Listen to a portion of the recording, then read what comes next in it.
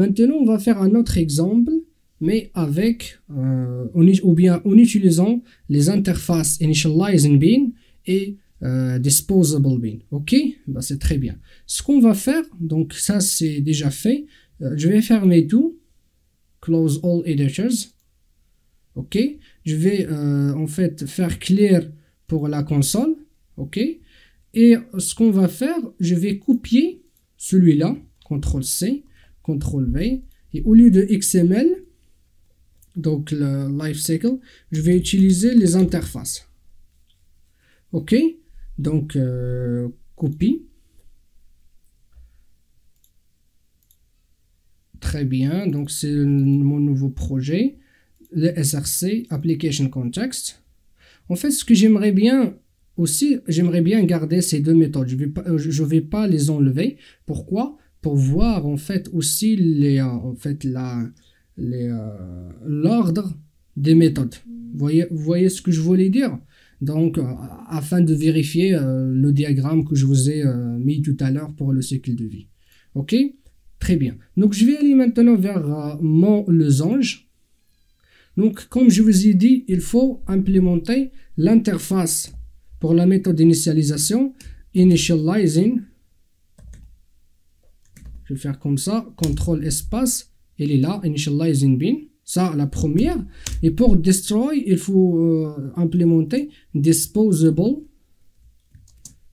bin. Ok? Très bien. Il va me dire qu'il faut ajouter les méthodes non implémentées. Ok, parce que je voulais bien sûr. Très bien. Donc normalement, il me les a mis à la fin. Je vais les trouver ici. Très bien. Maintenant, en fait, ce que je vais faire comme tout à l'heure, sysout. Et je vais lui dire, je suis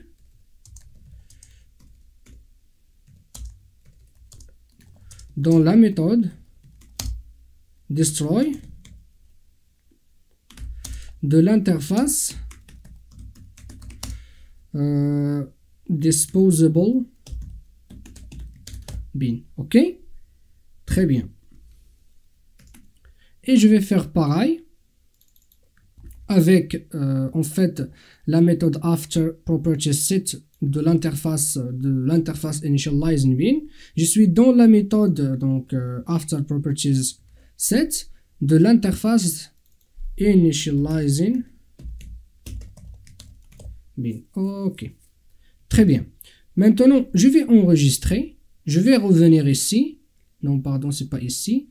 Dans mon application ici. Et je vais exécuter. Je vais laisser quand même XML. C'est pas grave. Si vous voulez, en fait, vous pouvez copier celui-là. Ou bien on va le faire. C'est pas grave. CTRL C. CTRL V.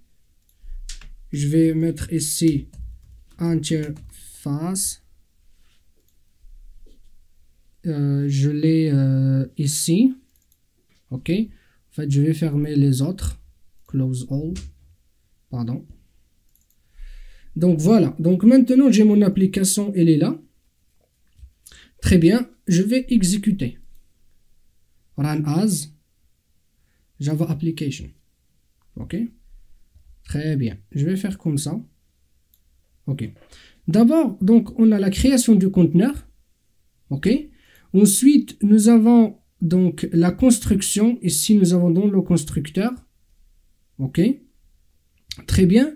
Vous voyez ici, donc, on a after properties set de l'interface initializing bin. Vous voyez, c'est donc ça répond quand même pour l'instant à ce que je vous ai dit dans le diagramme. Donc, on passe d'abord par after properties set et après dans la méthode init personnalisée. Ok. On fait notre traitement. On ferme le conteneur. Une fois que nous avons fermé le conteneur, donc je passe d'abord par la méthode destroy de l'interface disposable bin. Donc merci, ça répond toujours au diagramme que je vous ai mis tout à l'heure. Et à la fin, on termine avec la méthode destroy personnalisée. Voilà. Très bien. Donc voilà à peu près le cycle de vie de notre bin. Ok. Jusqu'à l'instant, ça vous suffit largement pour comprendre le cycle de vie. Mais si vous vous rappelez dans nos diagrammes, je vous ai dit qu'il y a aussi une annotation post-constructor et pre-destroy. Ça, je vous ai dit, on va les voir quand nous allons faire en fait les annotations. Si vous voulez en fait attendre jusqu'à les annotations, c'est pas grave, arrêtez là la vidéo.